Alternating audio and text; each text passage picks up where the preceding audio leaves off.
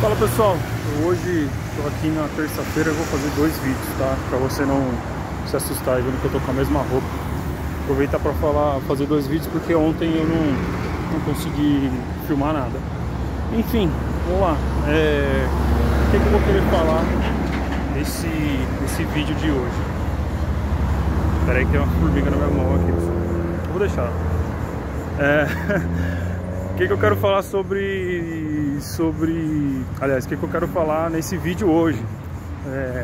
Só vamos falar sobre uma questão aí que está muito em voga hoje na sociedade. Vamos falar sobre direita e esquerda, vamos polemizar um pouco, né? Vamos falar aí sobre uma questão que divide opiniões literalmente, né? Bom, primeiro de tudo, né? Acho que se você já acompanha um pouquinho de história aí, você sabe, né?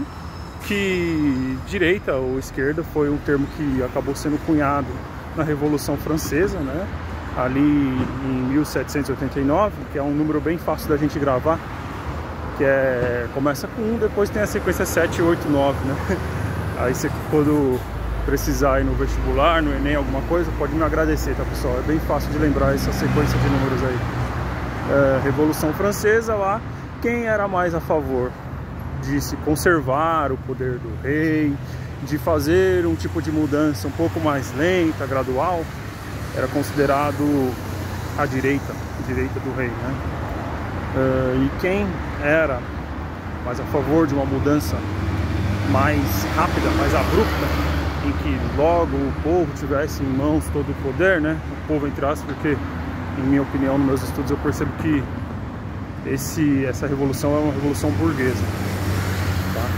E aí só por eu falar essa palavra vai ter gente que vai me chamar de esquerda, né? Mas burguês é só uma denominação, tá? Que a gente cria no estudo da história e que pode ser empregada aí de várias maneiras e tem aí também uma relação com o pensamento de Marx, né? E tem gente que não gosta só de falar de Marx, né? Tem gente que não gosta nem de falar, se eu falar de Paulo Freire, Marx, aí já é uma esquerda, né? Mas enfim, talvez alguém aqui também nesse vídeo vai acabar me achando de direita, porque eu vou falar algumas coisas. Bom, e aí quem era de esquerda era esses que queriam uma revolução mais rápida, né? Que fosse logo dado o poder ao povo e queria tirar logo todo o poder do rei. Bom, enfim, essa terminologia ela ganhou muito destaque, porque com o passar do tempo não teve uma mudança muito diferente, tá? A gente hoje em dia criou mais uma ideia de centro, né? Ou também existe centro-esquerda, centro-direita eu acho que não existe, mas existem essas denominações que partem dessa premissa de extremidades, de lados opostos, né? E aí já tá das minhas críticas a essa terminologia de direita e esquerda. Porque ela em si, ela não é uma forma fácil de você compreender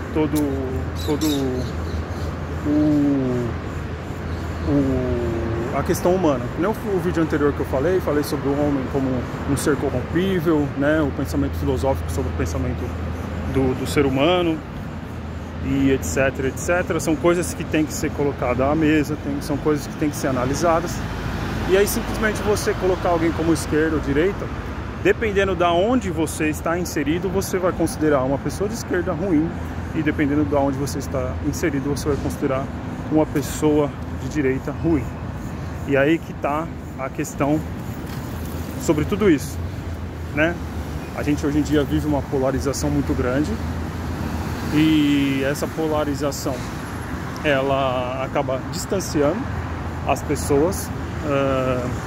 Cada vez mais nós vemos, principalmente em redes sociais, muitos debates acalorados aí, pessoas que se xingam a mãe do outro. Eu mesmo, vários comentários que eu faço, apesar de eu ser contrário a essa terminologia, ser um cara que tenta, entre aspas, no diálogo, converter as pessoas, que é muito difícil. Eu sou chamado às vezes de direita, já falaram, é professor de história que é a favor de Bolsonaro. Meu Deus, onde foi que eu disse isso? Porque, eu não sei, em uns comentários alguém entendeu que eu era de direita, né? E aí, mas em maioria das vezes eu sou considerado à esquerda aí pelas pessoas. E aí, se você perguntar, mas você se considera o quê? Esquerda ou direita? Eu não me considero nada. Mas se eu for me inserir nesse contexto, eu me considero alguém mais centro-esquerda, né? Essa terminologia aí que eu não gosto, mas se você quiser colocar você nesse espectro aí de variantes, de uma variação entre direita e esquerda, seria isso, né? Eu não acho que eu estou muito à direita, porque eu não... Até pelas questões que eu vou falar um pouco a seguir agora, eu não acho nem que... Claro que possa acontecer, né? Acontece bastante, pessoas que são de ascendência mais da classe baixa, né, da sociedade, geralmente elas se colocam mais à esquerda quando elas começam a estudar. Mas tem muita gente que, mesmo sendo de classe baixa, acaba sim sendo de direita por outras questões aí que eu vou falar a seguir. Bom, e já vamos chegar logo nesse seguir aí. O que acontece, pessoal? Outra coisa que... Ó, tá cheio de formiga aqui, ó. Ó, não sei se tá vendo. Cadê?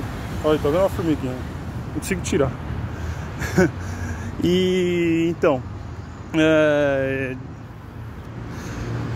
quando você está estudando história, você entra, né? Pelo menos eu, como alguns outros colegas meus, entraram no curso achando que muita coisa que você achava, principalmente eu com a igreja, ia ser mais embasada. Eu ia chegar lá e ia falar, nossa, realmente muita coisa do que eu pensava era isso mesmo.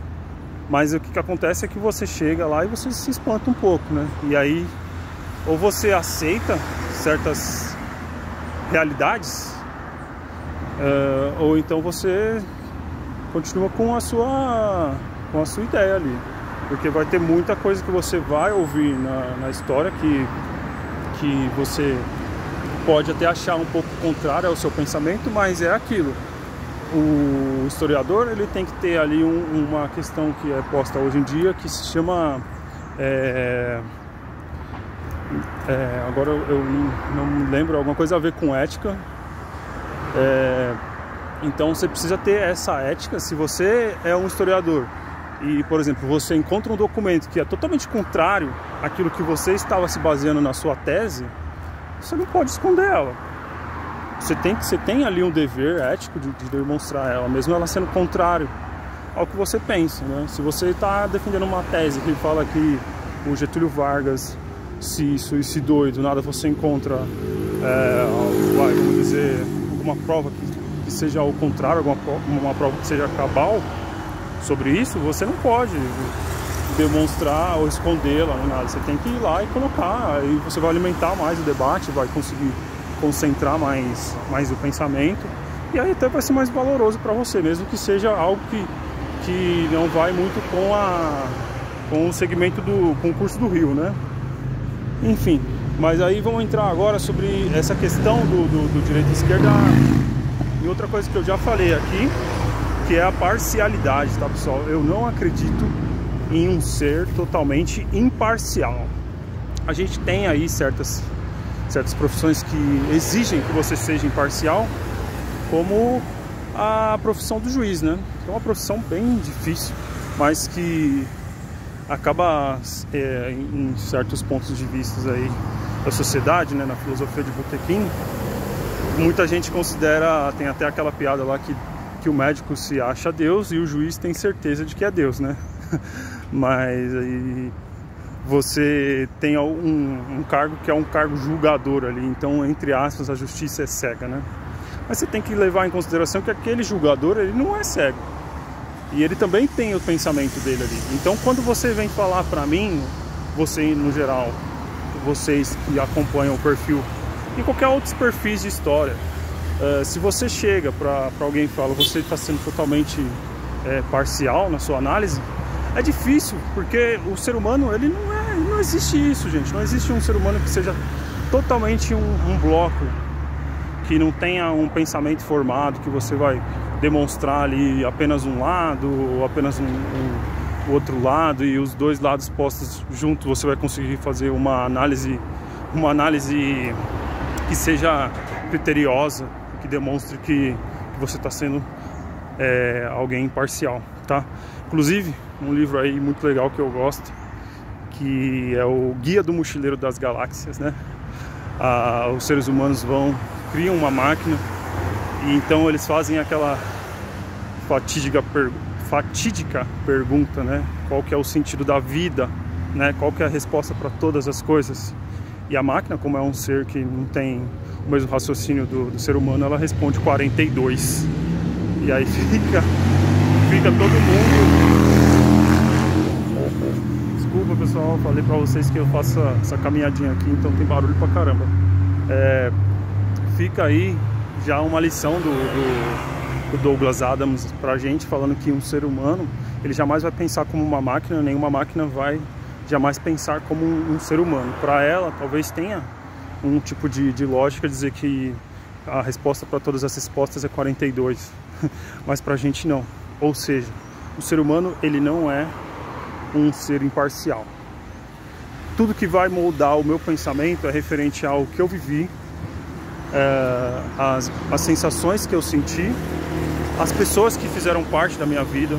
Então ali, às vezes, o pensamento do meu pai vai ser mais forte para eu poder criar um pensamento referente a algo, né?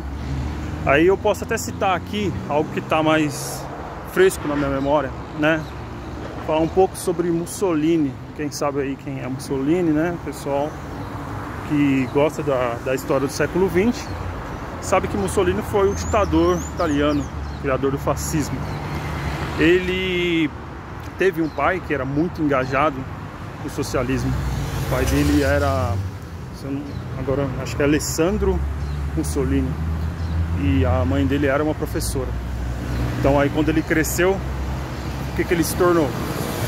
Ele se tornou um integrante do Partido Socialista, que também tem as suas particularidades, né? Porque aí, dependendo de onde você está inserido, no tempo que você está inserido, no local onde você está inserido, esse socialismo ou essa ideia de esquerda ou direita, ela se modifica, né? Então aí a gente também não pode cometer um anacronismo, e com o tempo depois ele vai para extrema direita, né? Mas ali o que acontece quando ele se torna um adulto? Ele ingressa ali no Partido Socialista, ou no socialismo, não sei se é um partido socialista que eu posso dizer, mas era o socialismo que ele integra ali, vira, acho que jornalista, falando sobre isso. Mas aí, como sua mãe, ele também segue a carreira de professor, né? Então ali a gente já tô ali pelo meio que ele estava inserido quando adolescente, criança, a gente já percebe que ali o pai dele, muito engajado na política, trouxe a ele esse pensamento político muito forte, e também alguma escolha na carreira dele como professor também tem referência à sua mãe. Então a gente está vendo aí já uma questão sobre a imparcialidade e a parcialidade. Não existe, tá, pessoal? Cada um de vocês, cada um de nós, temos um pensamento que ele é referente à nossa prática, tá? A nossa prática do dia a dia, a cultura que a gente vive, ao meio que a gente está inserido. Então, não tem como eu fazer uma análise aqui. Por exemplo, eu estou fazendo agora a série Presidentes do Brasil, e não tem como em algum momento eu não falar de uma maneira que tem um tom mais negativo, né, sobre um aspecto de um presidente. Não tem como, porque ali vai sempre ter a minha visão. Eu não sou um robô, eu não sou um androide que faz uma análise que seja totalmente... que seja imparcial, pessoal. Essa ideia de imparcialidade, ela nem mesmo nos juízes, que é um cargo que deve ser imparcial, existe. A gente vê muitos casos Passou um helicóptero aqui, desculpa. Muitos casos de julgamentos em que você percebe ali que não tem parcialidade alguma, né? A gente vai pegar uma lei aí antiga, né, que é retratada no começo do século XIX, eu acho que século XIX, né? Vamos jogar aí um número mais assertivo, né? Século XIX, qualquer cidadão negro, né? Não era nem considerado cidadão. Qualquer negro que estivesse andando na rua tinha que portar documentos que comprovassem que ele era alguém livre, ou seja, ser negro era premissa para ser um escravo. Então ali você tinha que provar o contrário, ou seja, se você não provasse você era alguém livre, você seria preso e conduzido ao seu dono, né? Sua propriedade, né? Então, aí a gente vai entender que as coisas não são tão simples assim. Então você vê, quem criou essa lei aí, ele estava sendo totalmente imparcial? Não. E aí você vai ver, às vezes, julgamentos que levam em consideração a cor da pele, você vai ver julgamentos que levam em consideração a classe social. Uma coisa muito comum, eu já trabalhei em fórum como estagiário, o fato simplesmente de você ter endereço fixo já é uma agravante, algo a se relevar para que você não seja condenado ou que você tenha algum tipo de diferenciação, né, pelo fato de você ter endereço fixo. Ou seja, se você é um favelado, se você mora nas margens, isso já te coloca como alguém que, ou você coloca para você algo a ser visto ali pelo juiz, né? Então, cadê a parcialidade, pessoal? Isso aqui é um recado não, né? Na verdade, eu quero trazer para vocês o debate, tá? Se você acha o contrário, maravilha, coloca nos comentários, traz fontes, vamos bater um papo, vamos debater, vai ser muito interessante. Mas é aquilo, né, pessoal? É a minha visão, eu acredito que a sua visão, mesmo que seja para defender a imparcialidade, ela não vai ser imparcial. Tá legal, pessoal? Bom, 16 minutos de vídeo, com certeza não vai dar para postar no Instagram, vou postar no YouTube. Então fica para uma próxima e a gente falar novamente sobre isso, ou falar sobre outros temas relacionados à direita e esquerda. Valeu, pessoal, muito obrigado. Tchau, tchau, um abraço.